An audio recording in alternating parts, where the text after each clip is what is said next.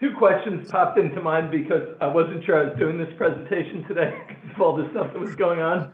So I worked on this yesterday, but obviously there's a lot of discussion about, the current economic dynamics, starting with the inflation issues, but a lot of it's around the politics. So I just want to, follow up on last week's, inflation numbers, which were quite hot, and these are the latest numbers, and this is how it was broken down. So, plus 5% number, food up, obviously, but energy was the big one, all items less food. And clearly this is the big issue facing most economies today, but certainly in the U.S. it's a hotbed issue for a lot of reasons. And the inflation concerns are understandable, and they have been well reported.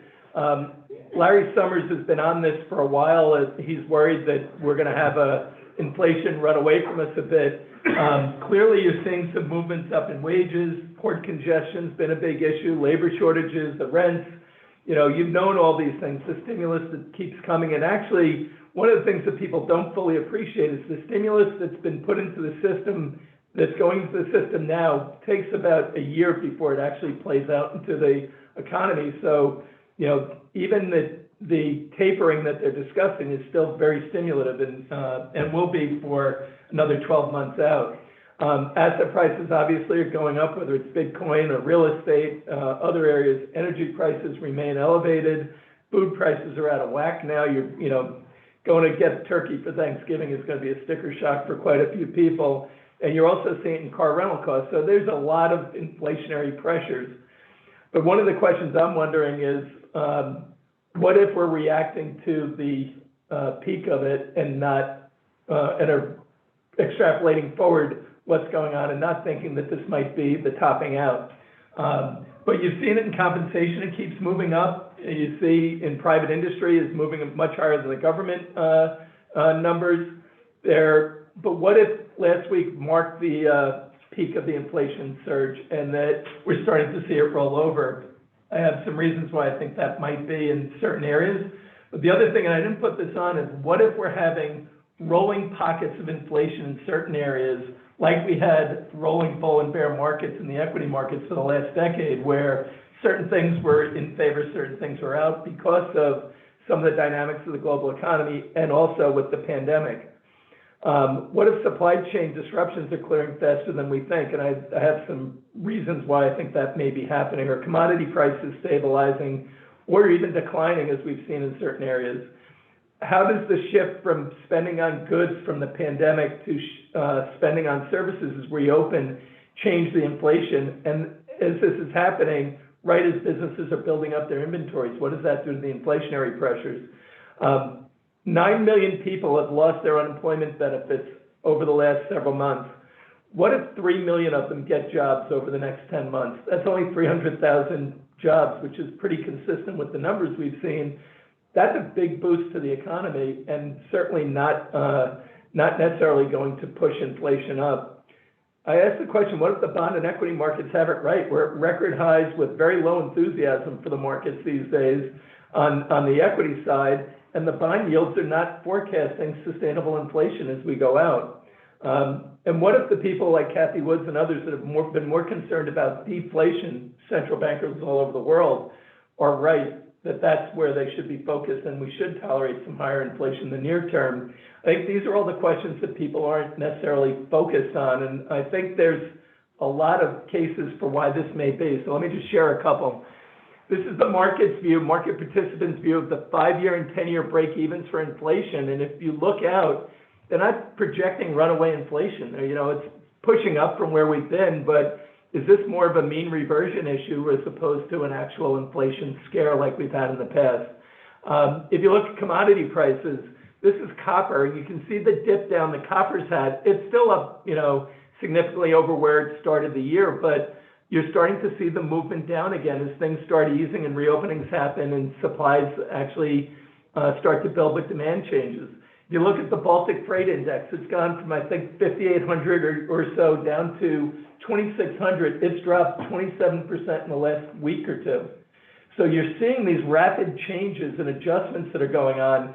So can we fully declare everything is not transitory or persistent? I think it's a little soon to make the call. It's certainly running hotter than we thought and hotter than I think a lot of the transitory people thought, including most of the central banks. What if interest costs become something people really start to worry about? This is the federal outlays for interest. And keep in mind, from '05 to now, I think we've quadrupled our debt levels. We certainly went 2.5 times the debt levels. I think we're at 10 trillion in '08, and now we're pushing 23. So pretty significant changes there.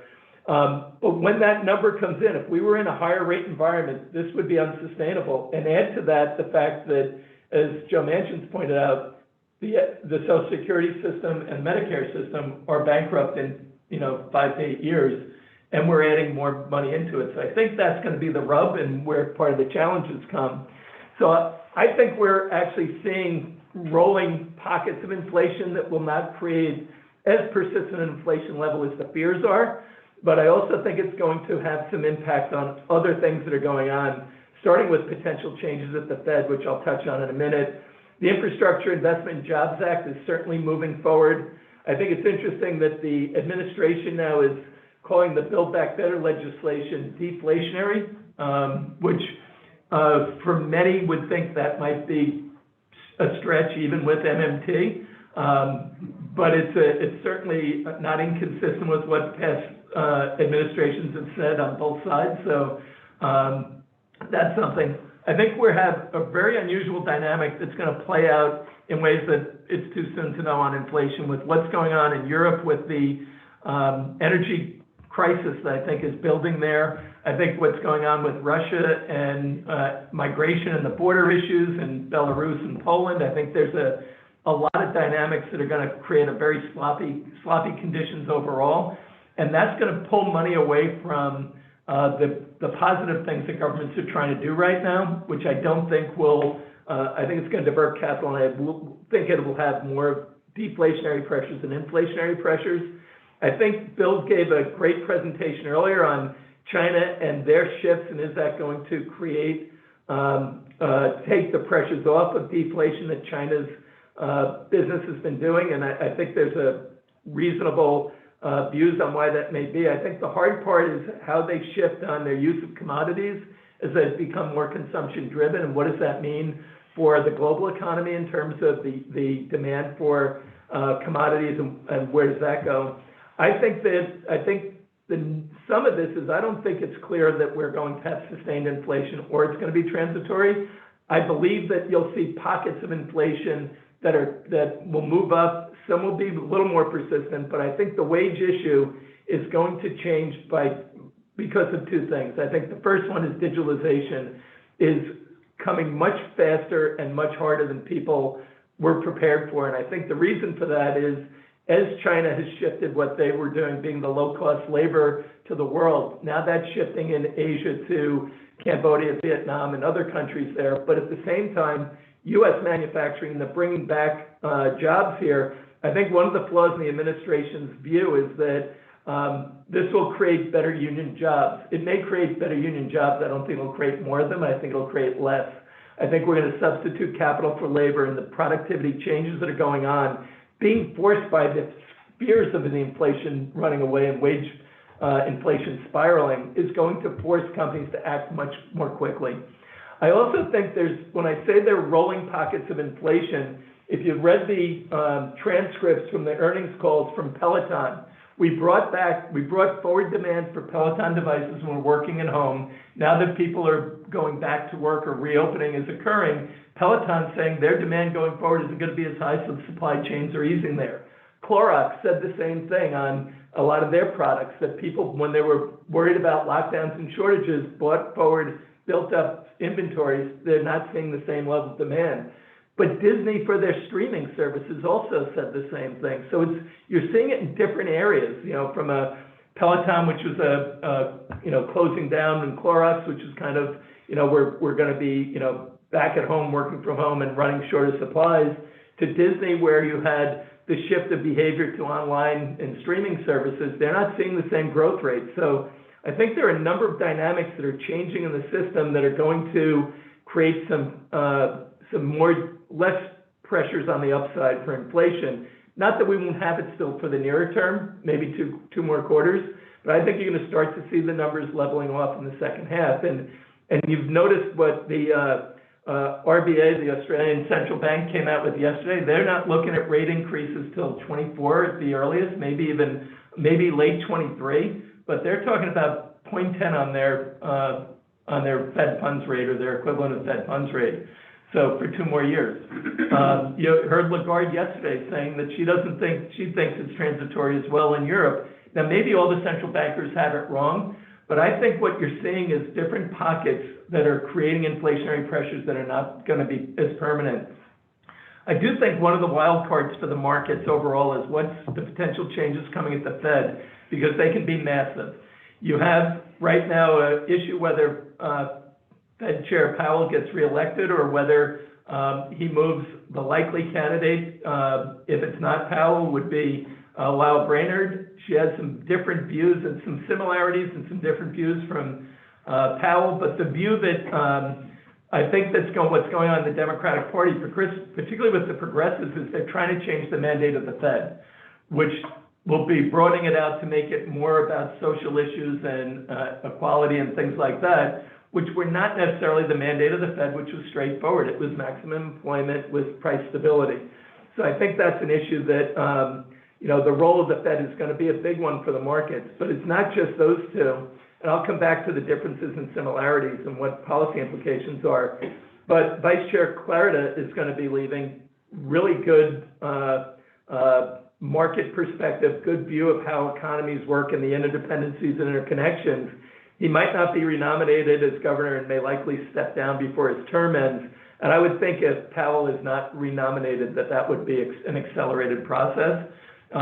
The big one is, I think, for a lot of the issues that were being talked about, including Bitcoin and digital currencies and the like, is the role of the Vice Chair of Supervision, which is Quarles right now, is leaving. If Powell's renominated, it is likely that Lyle Brainerd would take that role as Vice Chair, and that has some pretty significant implications as well. And I think it goes to the question, Andrea, that you were asking before about the role of regulators and digital currencies, because it could go in either direction there.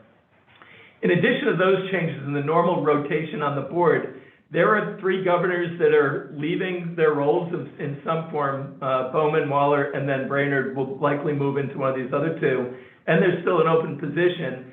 Then they have to get the replacements for the Dallas and Boston Fed. The governors are appointed by the local boards, the regional boards, not by the administration. So that'll be done. The top 3, the Fed chair and the vice chairs, will be done by the administration. The others will be done by the local board of governors. That's a lot of change with new people and new things coming in. So what's the policy going to be? I think it really depends on who's going to be the Fed chair. I think from a monetary perspective, from an interest rate and a QE perspective, I think they'll be very similar if it's between Powell and Brainerd.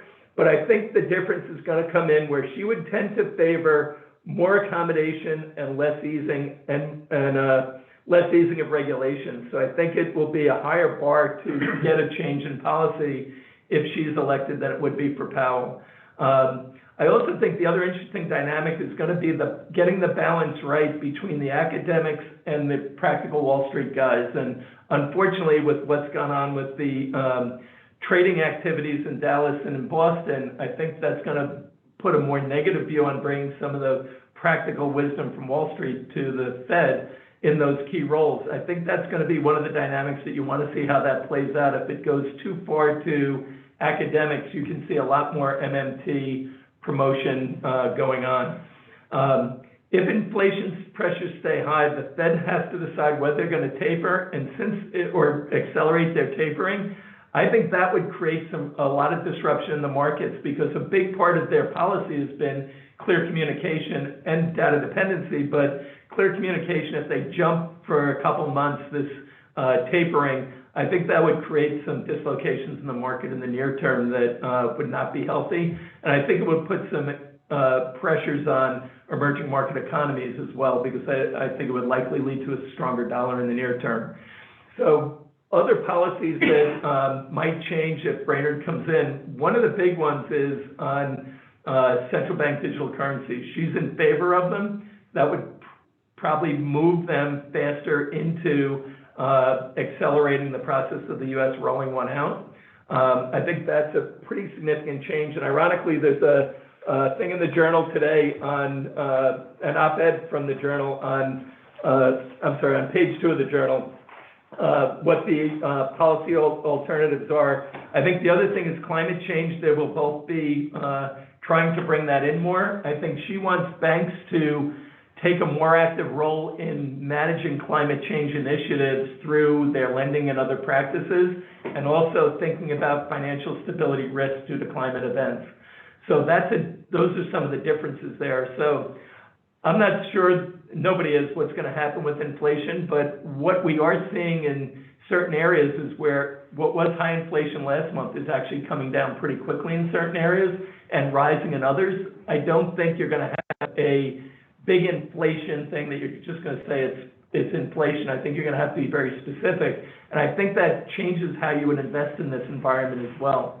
So I think we're seeing some shifts that are going to favor the U.S.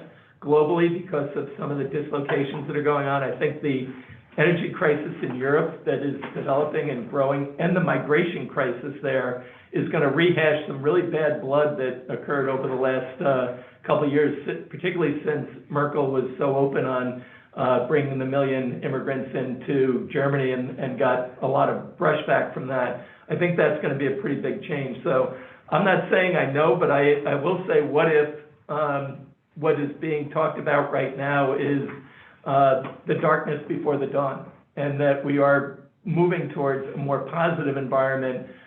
We still think we're going to have healthy growth in the U.S. and globally because there's so much accommodation has been thrown at it, and we can see pockets of inflation bubbles. But you're also seeing the air get out of the balloon pretty quick in areas that people have seen it. You saw it with lumber. Lumber dropped 40% in a month in May.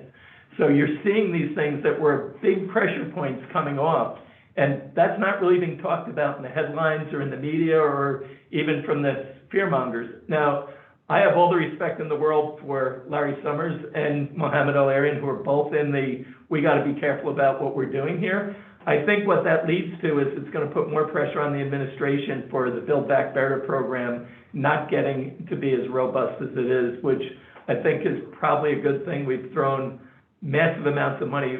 Over the last couple of years, we've thrown almost 50% of GDP at the problem.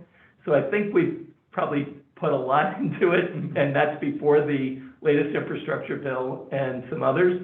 And remember, in the latest infrastructure bill, half of that is double counted if you're using the $1.2 billion, because it's unspent money from previous programs. So it's not it's really a 517 of new spend, billion of new spends coming out here. So if you see some of those numbers come down, I think that's going to take some of the inflationary pressures off as we move into the second half of next year. Employment's getting better, but I also think two things are big stories that are harder to track and harder to see. One is we think there's massive productivity improvements coming. Blockchain is one of the things that's going to save companies from this wage creep. They're going to substitute capital for labor, and blockchain in banks, in insurance companies, and other areas can wipe out a lot of manual processing, and you would be much more efficient. Things would get approved much faster or considered much faster with lower headcounts. So I think the wage bill is going to remain to the issue that people are going to want to focus on, not wage rates, because you can have the union hourlies go up and all the benefits continue to go up. You can have the non-union wages go up, but it doesn't mean companies are going to continue to hire at the same rate. And we're going to have there's somebody coming down from Canada who's I'm involved in with a AI for the travel industry. So we can through this company, take email requests in English, convert them into itineraries without the agent being involved until such time as it's reviewing the final itinerary. That could increase their productivity fivefold. And for the corporate travel industry, which now is trying to figure out what the future is, those types of things, you don't have a choice if you're leading those companies. So there's not choices to delay productivity improvements. It's here, it's now, and companies are going to spend big for it, and you're already seeing it in the CapEx numbers. So I think those changes are going to be pretty interesting. The second thing is the electrification of the grid system here, the upgrading for the green energy, and also just we've had a failing grid system here for a long time. Companies like AEP, $37 billion of spend on CapEx over the next couple of years. 72% of that's going into electrification of the grid. The stuff Nitin was talking about of getting the internet closer, those things are massive productivity improvements if we get them right. So I think there's a balance between what's being discussed, and you just have to be asking, what if everything is kind of already in the cake, and you just really need to see it, play out. So it's a different approach. I think it's a different view, and happy to take questions or comments. Or contradictions. Anything from the audience? Questions for Stephen? Yeah, Stephen, as always, a ton of great points. I think in particular, your mention of the bond yield curve in some respects is actually, perplexing, but on the other hand, seems to be, pretty telling as far as what's going on like right now, because as you point out, the front end, has steepened, considerably, but the back end, is like, dead flat. So, and that's where the inflation expectations are. Yeah, I think the dynamics that are at play, particularly when they start talking about tapering, I think that alone shot up the short end and also strengthened the dollar. The other thing I think we really don't talk about as much, because the currencies have been not as dramatic in their volatility in the developed markets, certainly in the emerging markets has been very different. But I think the stronger dollar, as we start tapering and our yield differentials versus, Germany's still at minus 0.25 on their 10-year, and that's nominal, not real.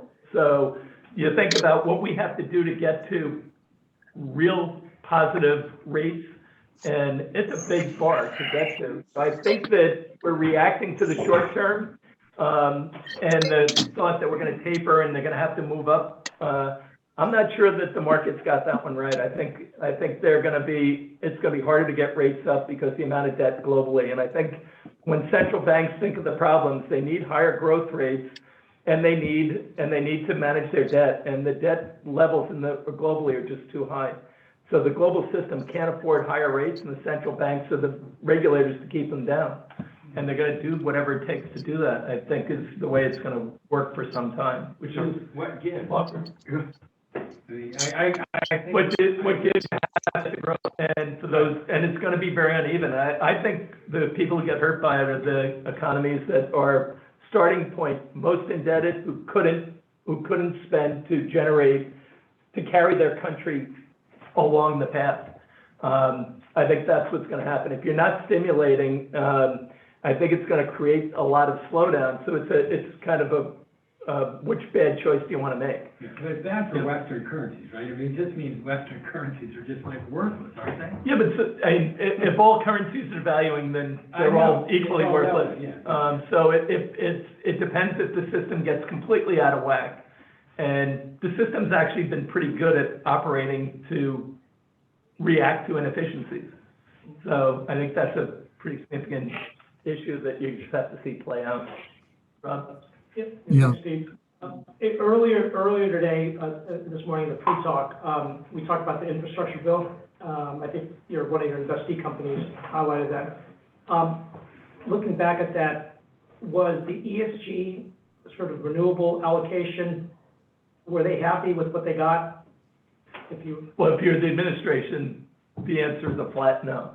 They want way more going there. I think there's a real dilemma for every country of how do you make this transition right, not how do you make it from what you want it to be ideally, but practically how do you affect these types of changes. And I don't think they have the right approach to that yet. I think we'll break a lot of eggs and get to it, but I've always felt in the US that the federal government should fund things and states should execute them. But for a lot of what we have to do, you need much more coordination to get the grid system upgraded, to get the broadband upgraded. So you have to find kind of another level that's, I hate to say it, an agency that can coordinate across states to get the most efficient thing, whether it's for charging stations or broadband or whatnot. I just think the problem with what is being proposed is we have a couple big problems we should solve and not try and solve everything all at once. And I don't know how you do some of the things they're proposing with the Social Security system and Medicare so badly funded, and how you expect that you won't lead to big problems later on. Stephen, but what you're saying, don't you think that it basically spells out the end of the cryptocurrencies? Because if there is no inflation, if there is deflation actually, the moment the word D appears in media, the whole thesis of cryptocurrencies will disappear.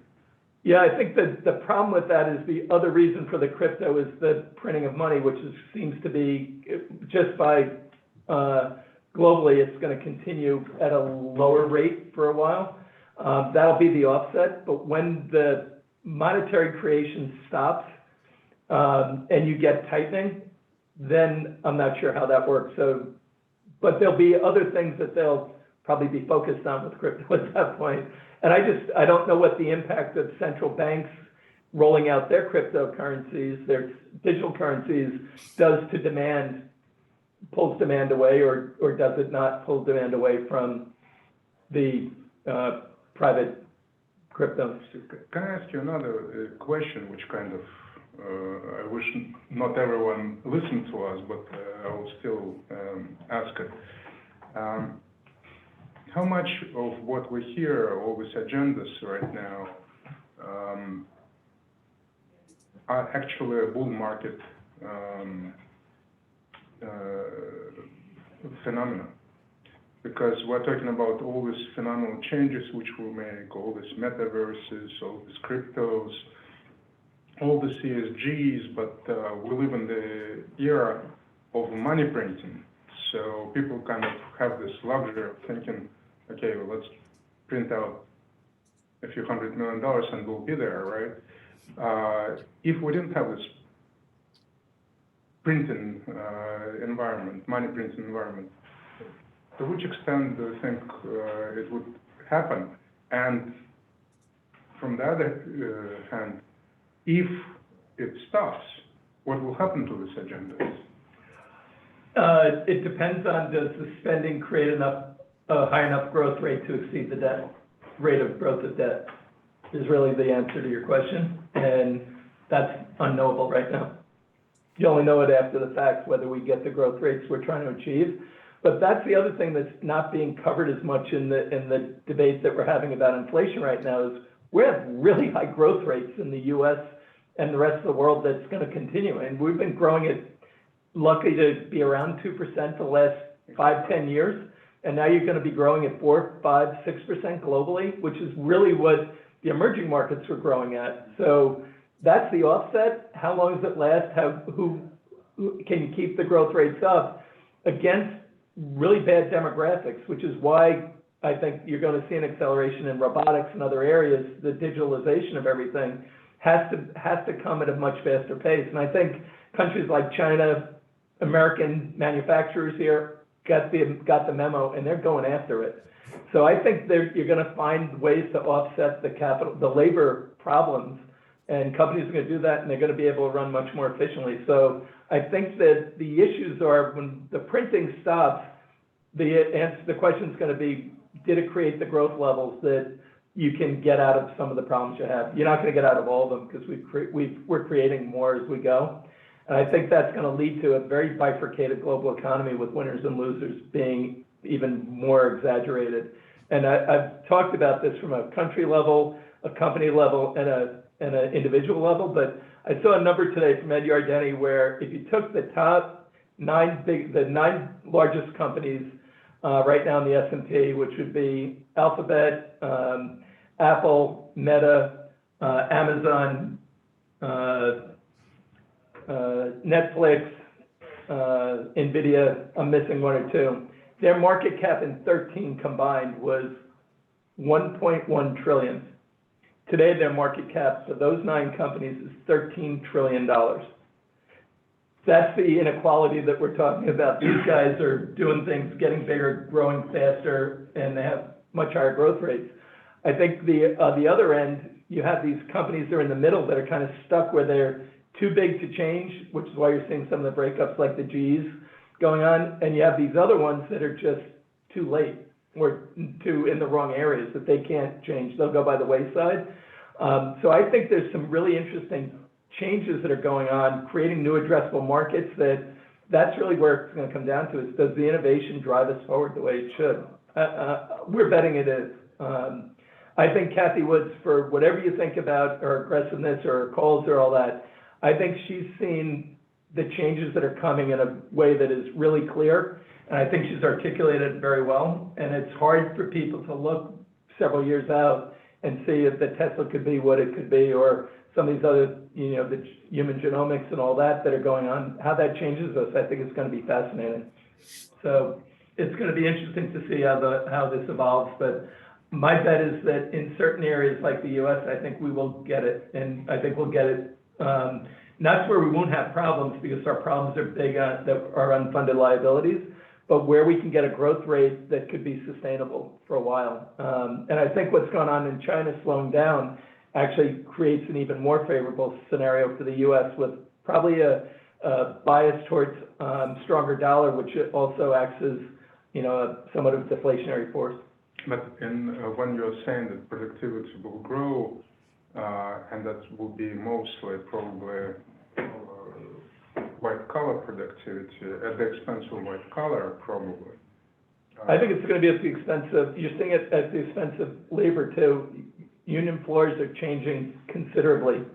Right. So then, are you saying that in order to win in the battle with the potential inflation, we need to increase productivity? Yep. But then it will really hurt the people at the lower end of the professional sector. I think those jobs will be replaced by other jobs. So this is do we have creative destruction or not that moves to new big opportunities? And that gets to, I think somebody raised it before, the educational system being geared towards the future, not the past. And I think that's going to be the issue. I think Sherry Woodard talked about it earlier. The people going after some of these new industries tend to be where a lot of our best minds are going, and that's going to drive a lot of us forward. So I just think we have a setup here that allows for the U.S. to be very innovative and adaptable. I'm not sure every other country can do that as well. And I think there's a big issue with China right now, which, it looks like President Xi, who I think is incredible, amazing to get where he's gotten to, not just to be the president there, but now to be, in the class that he's gotten himself into as a, president for life or probably a chairman at some point. I think his challenges over the next 5 years are going to have a big play for what happens in the world economy. The choices that China makes, I think, are going to impact the rest of the world in a way that will give them the weighting that they're looking for in the world stage. Could be for good or bad. I think that's going to be interesting to see how that plays out. So if I were to ask you a question differently, like from the perspective of this fight against inflation, through the means of productivity increase, who will be the losers in this fight?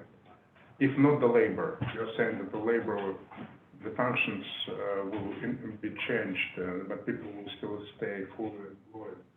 So it never happens that you have all things taken care of. There is no inflation. There's a couple of chat questions. Okay. After Simon. Yep. There is no inflation. Thanks, The government keeps financing whatever it wants to finance. The productivity grows. People don't get hurt. Sounds like an ideal world, right? So something. Well, we're far from ideal in the world, and I'm not Pollyannish, but no, there'll be a lot of human capital damaged by the process, and I think that may push us into more guaranteed income programs. I think the governments will subsidize people who are being transitioned out, and I know that's not a popular view, but I think we're already seeing it being tested in areas in the US. We know it's been tested elsewhere. It has mixed views, but I think that's a possibility of what you're gonna see, because we actually did something like that last year. We just did it on a temporary basis, not a permanent basis. So the test is in it, and it's been tested two different ways too. In Europe, it was tested to keep people in the jobs and subsidize the companies to keep them employed. Here it was the people are out, but subsidize the people to keep them, able, not as disenfranchised as they would be. It sounds like Pockets of Inflation sounds like a British rock band from the 70s. Interesting that you raised that, because the inflation scenario we're in today, the Fed did a paper in July that said this is unlike the 70s inflation and more like post-World War II inflation, because it's so much demand-driven, because we had a big shift in demand because of the pandemic. All the behaviors changed overnight, and that's created demand imbalances that are being worked through, and I think that's what's not being discussed enough as well. But you should consider this much more like the post-World War II period, where you had, you couldn't buy things because the government was producing for the war, and when that reopened, you were producing similar to the reopening we're having or hope to have post-pandemic, and I think that's the difference. I think that's a better model. The 70s is not the right model to compare to today, in our view. And human job loss and AI. Yeah, I think the human job loss, Nick, is a real issue, and there's no way to get around it when you're seeing industries go by the wayside. I mean, we've had it throughout history, and there's no easy way to get around it, particularly because of the way our educational system needs to be upgraded or revamped. I think we have to shift the emphasis and train more for the future, not for the past on that. So, other questions or comments? Yeah, hey, Stephen, can you go back to the US dollar for just a second? Because this is crazy. We've jumped from 93, we're almost at 96 now. And, I've been thinking about it in terms of interest rate differential, but do you see something more than that? Because that's breaking out of kind of the 93, 94 significant trading range that we've been in for several months now. I think it speaks to the different directions that the U.S. economy is going into from the rest of the world, particularly their leading economies. I think that Europe was really on a good path until this latest energy problem and migration problem. I think that's going to be a real issue that's going to weigh on them, and that now you have Russia stepping up their actions in a way that is more threatening towards the security of energy in Europe. I think that's a negative there. I think the China slowdown is actually strengthening the dollar, making it more attractive, given our relative growth rates are almost aligned right now, but directionally we're going up, they're going down. And I think what's going on in a lot of the emerging economies is going to attract capital to the U.S. aside from the rate differential. I think the strength of the currency is, the strength of an economy is reflected in the strength of its currency, and I think you're seeing the U.S. being viewed as a more, a more supported economy, certainly from the amount of stimulus we've put in. You think China's been very targeted, as you mentioned, Bill, in where they're stimulating. I think we've been broader and more heavy-handed, but I think that's actually given the view that we're trying to ratchet up our growth while China's trying to manage theirs down. I think that's creating a big differential as well. Yeah. Good points. Thanks.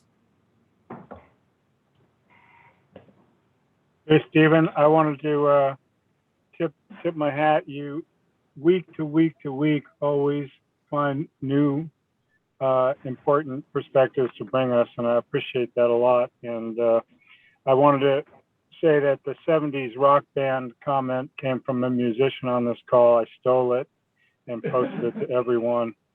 It wasn't serious.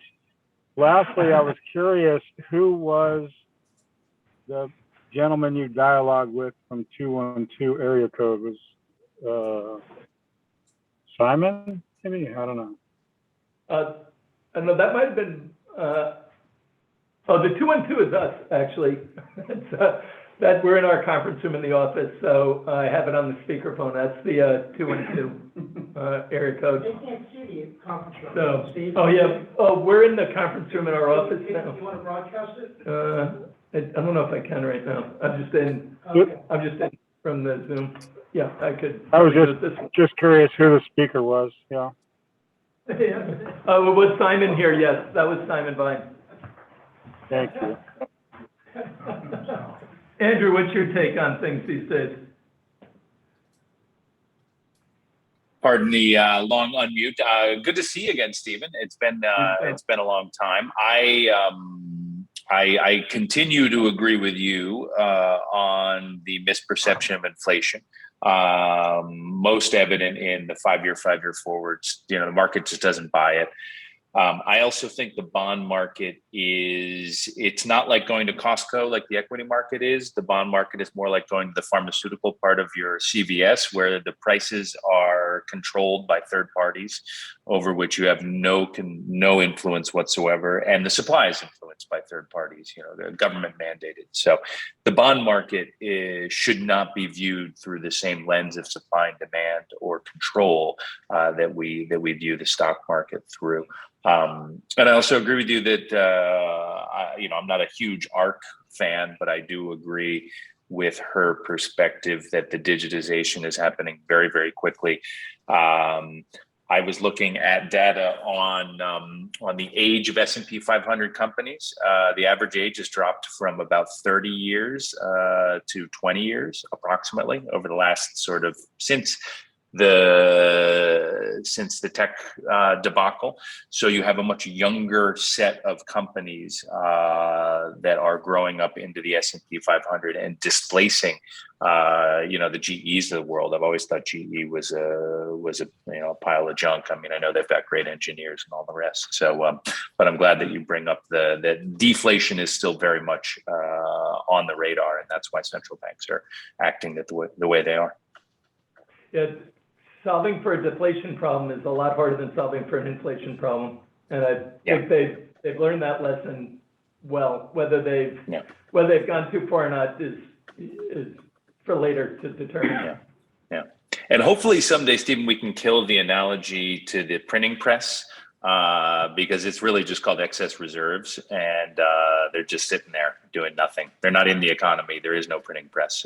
They're just digits on the Federal Reserve balance sheet. So, The other thing I didn't mention, and I think this is really interesting because there's a lot of talk about how many bubbles there are and how expensive everything is. And one area in the U.S. market that is not expensive, particularly in the public markets, is the small cap area, selling at relatively, I think, historically low multiples, and certainly at significant discounts to the S&P right now, which is not what you would typically see.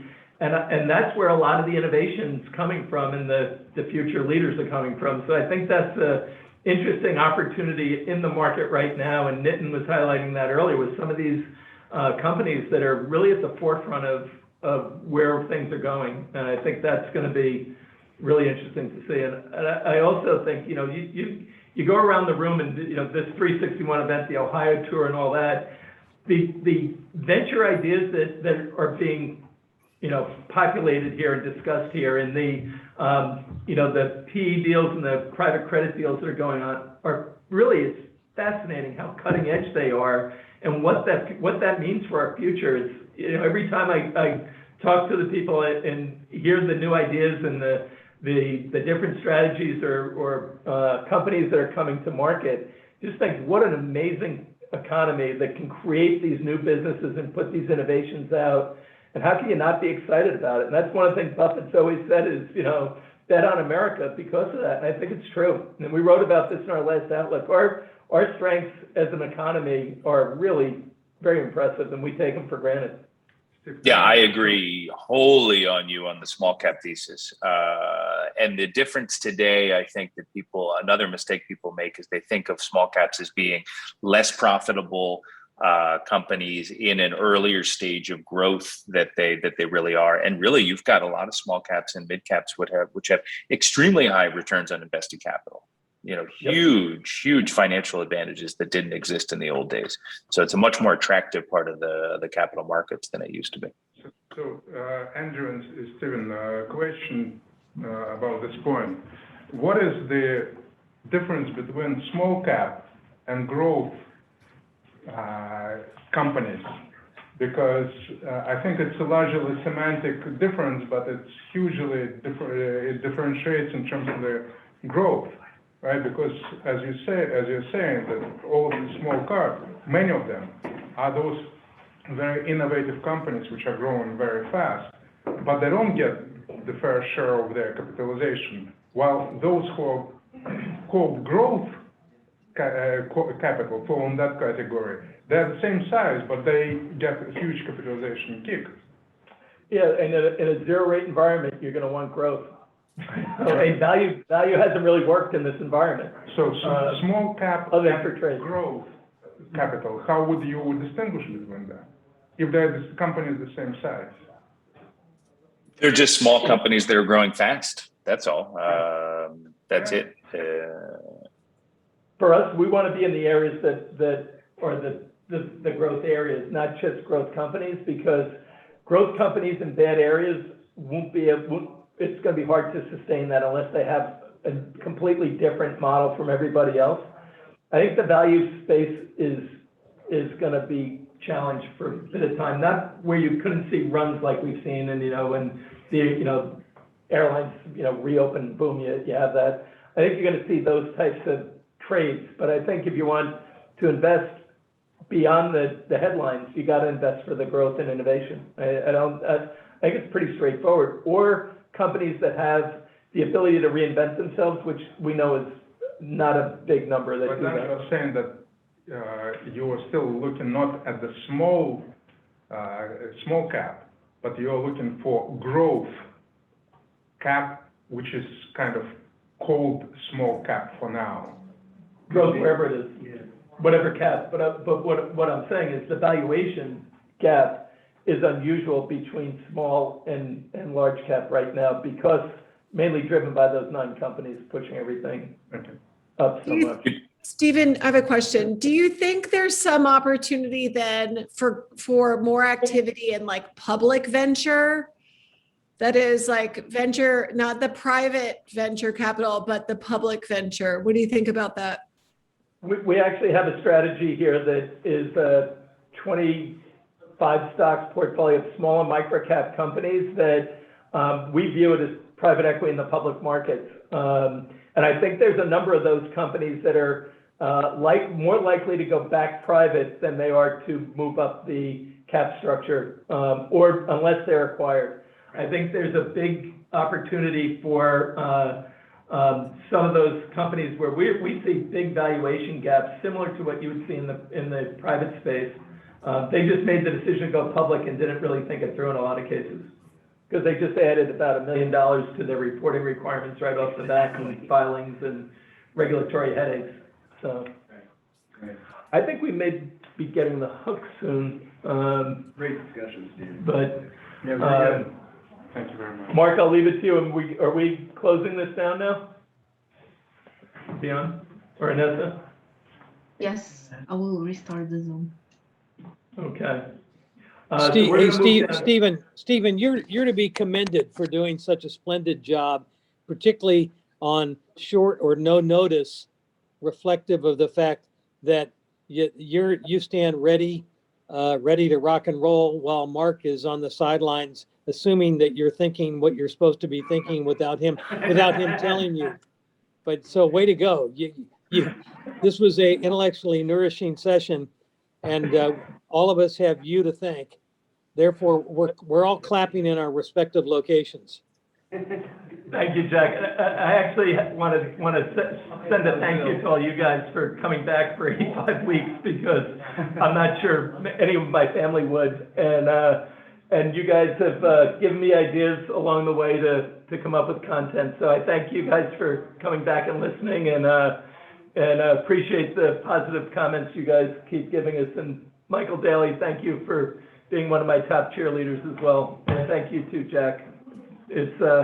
this is an amazing community that Mark created, I have to say. And, this is one of the few times in the last 18 months that we've been able to see each other live, and we had that opportunity in Ohio. And Jack, you did such a great job hosting, but this community has created relationships and business partnerships, personal and business relationships that I think are going to be really enduring. And for Mark to have accomplished this with this community in a pandemic is a tribute to the community and to Mark. Obviously one of the questions it raises, one of, not the only, how could such a dingbat create such a grand enterprise?